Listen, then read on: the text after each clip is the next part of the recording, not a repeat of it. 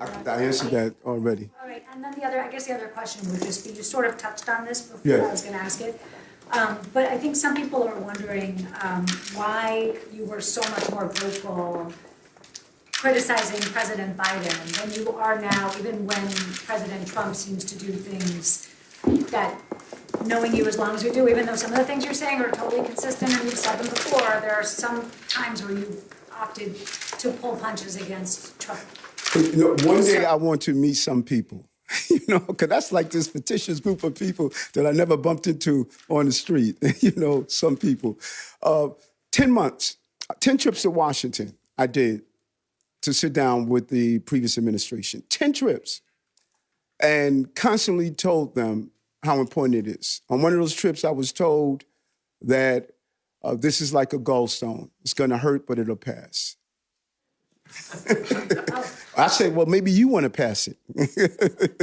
You know, so 10 trips, you know, 10 trips. And so after 10 trips, after watching thousands of people come in here, I was consistent. And so it didn't make a difference to me if the president was Democrat or Republican. I was fighting for New Yorkers. And I said to you previously, we put up a chart. Many of you don't realize the long-term impact of losing $7 billion.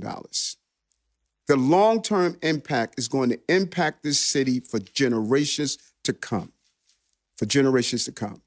And what many of you, I will hope, is to say you're voicing your advocacy now.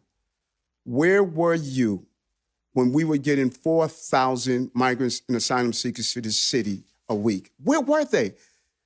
I couldn't get them to join me at a press conference. I couldn't get them to take a trip to Washington, D.C. with me. Where were they? And now they have found their voices. That's just, we got to ask you, just as you ask me these tough questions, we have to ask them the same tough questions. Where were you under the previous administration when we lost $7 billion and the citywide electors asking for money we were asking for work authorization. We asked them to join us. They were not there. The speaker and public advocate even agreed to stand with us, but the controller decided he wasn't going to do that. Like, we can't have amnesia. While we were going through a crisis under the previous administration, these leaders were not here. And we called them on them over and over again. You need to be standing with us to fight what the previous administration did.